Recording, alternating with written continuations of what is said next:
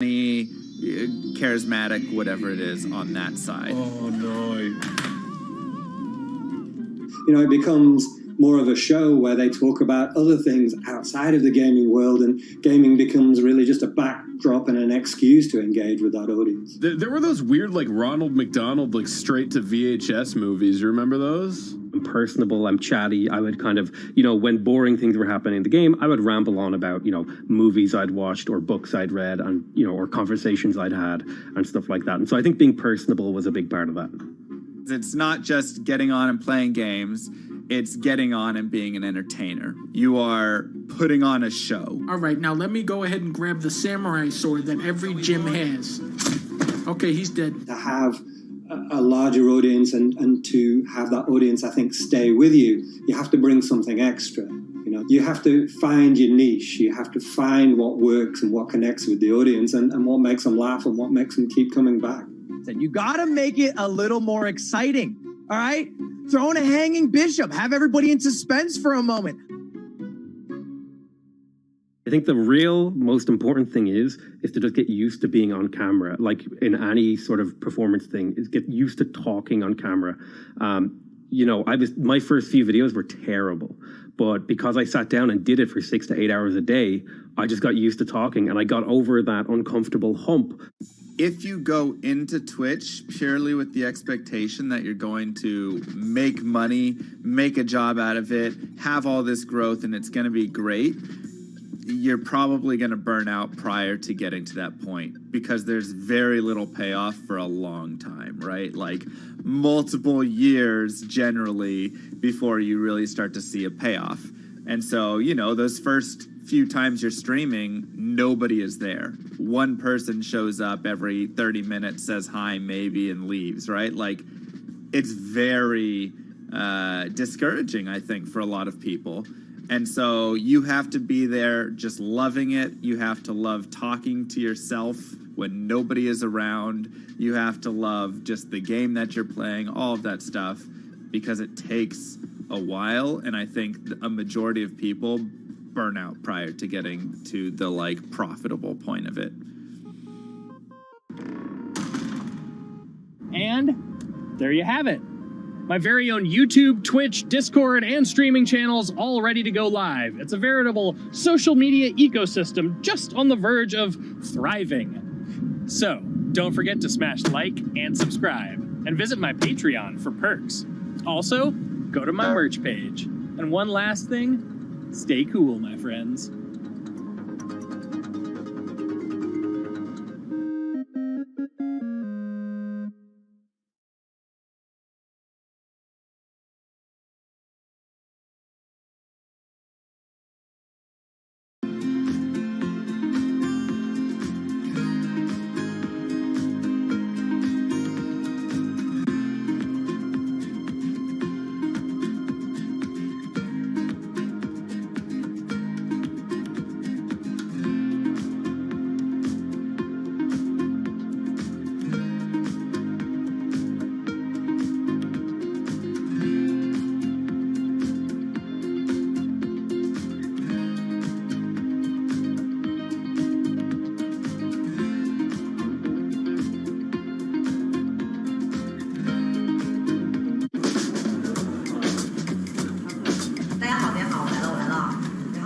This is live stream shopping, one of the hottest trends in China. Every night, tens of millions of people watch live shows hosted by influencers like Thea and buy the products they recommend. On e-commerce and social apps like Taobao and Douyin, the sister app of TikTok. 我觉得已经改变了大家的购物的方式。其实各种各样的产品，哪怕你不买，你也可以来看。当然，你看了，你就有可能会买。It's not about, only shopping. It's about the experience. It's about having fun. You got to see 3D. You got to see in some kind of action. It's almost like a theater act. The internet craze has taken over China. By the end of 2020, the country had almost 400 million live stream shopping users. China's live stream e-commerce market has also grown dramatically, with an estimated value of $161 billion in 2020.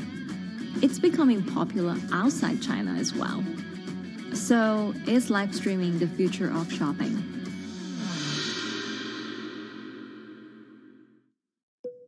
Live streaming is not a new thing. In China, it started in 2015 with the rollout of 4G, and it was first used for entertainment and socializing. Many live streamers performed for their followers or chatted to them, making money by receiving virtual currency and gifts. In the West, live streaming is mainly the domain of avid gamers. In China, it's broken into e-commerce. China actually has a very big e-commerce empire, so it uses these super apps, what we call that you have payment, you have search of information, you have recommendation system, and you have huge amount of goods available on the platform, and as well as a lot of consumers. So with this advantage, they merge these features of live streaming to make the influencers actually sell goods. Here is a perfect choice: nice neutrals, beautiful print, nothing overwhelming, and the warmth and comfort of flannel. This is item. Traditional TV shopping involves a one-way direction, whereby a host introduces a product, demonstrates certain things, and say, call this number or something. But live stream shopping is live.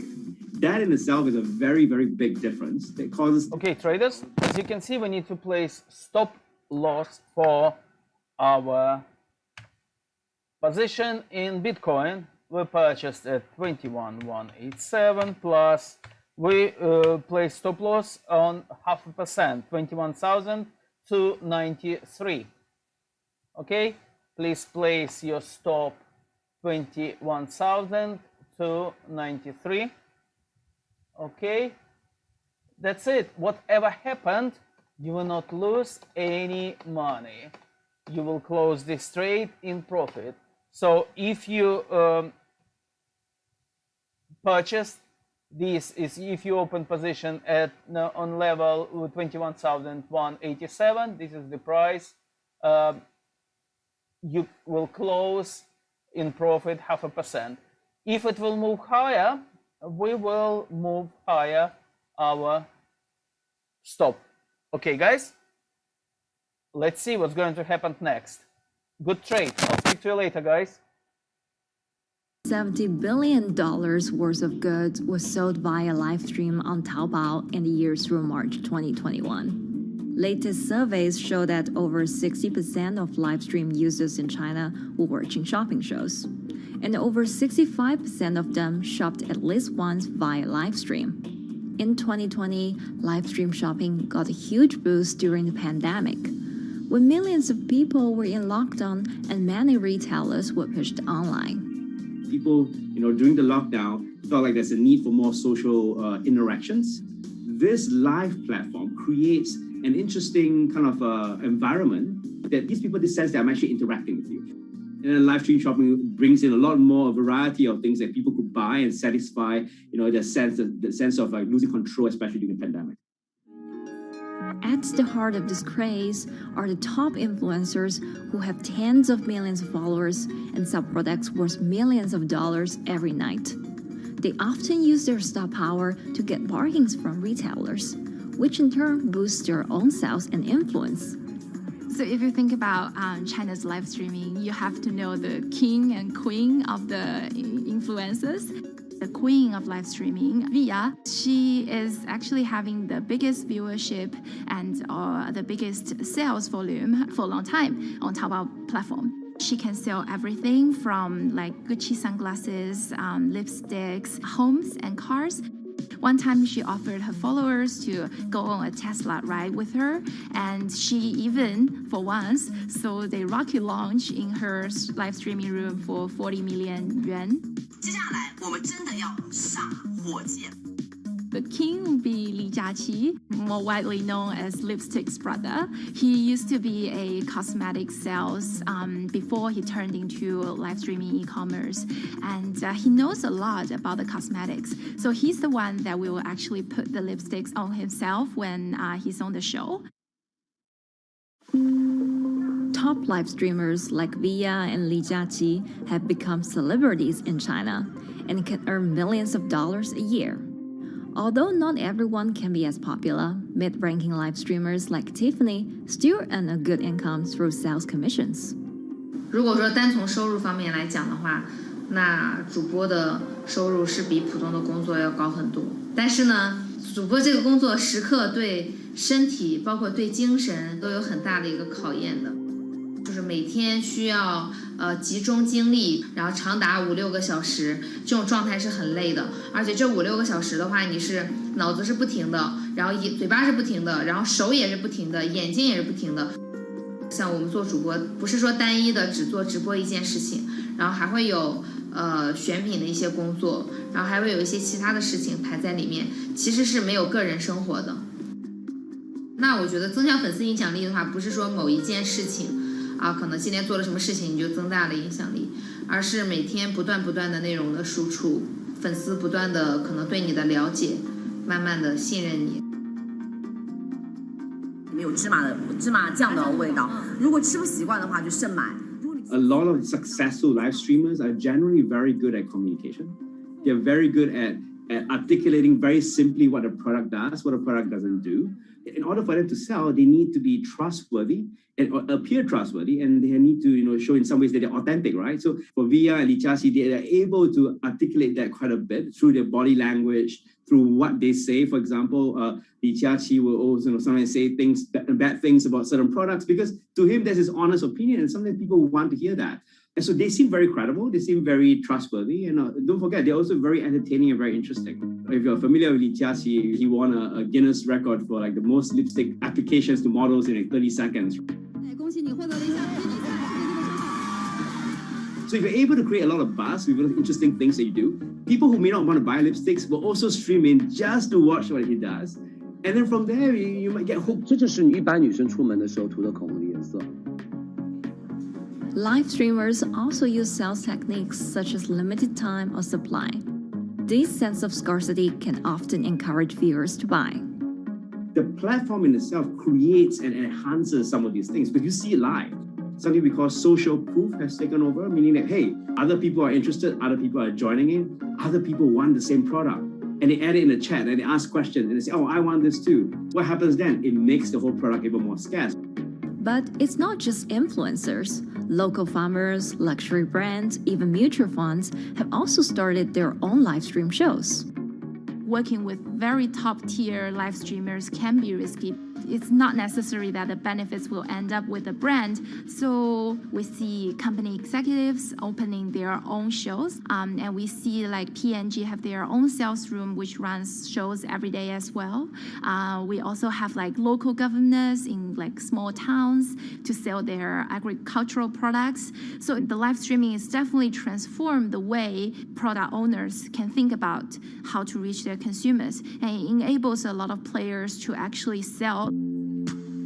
Live stream shopping is going global. Merchants in Southeast Asia have embraced this trend. And in the West, Amazon has upgraded its live streaming function, adding interactive features like chat rooms. Companies, including Google and Facebook, are also developing and investing in technologies to integrate video and e-commerce. 直播电商它其实已经开始成为主流，它未来的发展空间跟潜力都是巨大的。接下来大家会越来越依赖这种购物方式，会变成一个比较日常化、比较规范化的这么一个趋势。If you look at the numbers alone, their numbers alone, Li Jiaqi's numbers or Via's numbers, you know that they can sell and you know that they can generate revenue. Are they able to sustain it over a long period of time? It depends on how innovative they are at changing some of the things that they do. But you can't expect consumers one day turn into virtual shopping for good. There will be the nature of us that crave to go into the store, to touch the goods and actually wear it and see how it looks like and walk around in that with our friends. And those things wouldn't be replaceable with live streaming.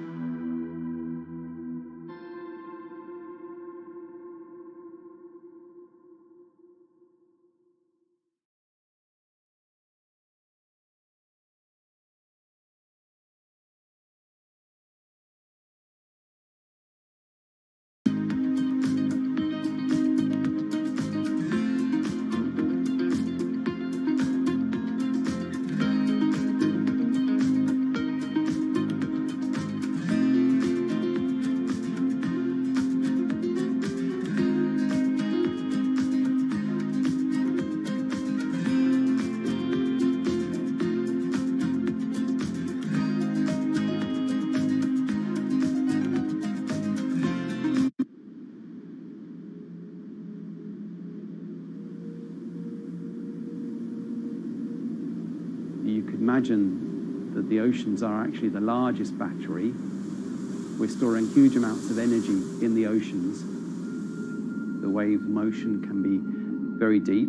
It can extend down several hundred meters. And once it gets to the near shore, from about 50 meters, the whole water column is moving backwards and forwards. As we search for ways to reduce our reliance on fossil fuels, some are looking to a largely untapped potential source of renewable energy. In theory, waves off the coast of the United States alone could generate over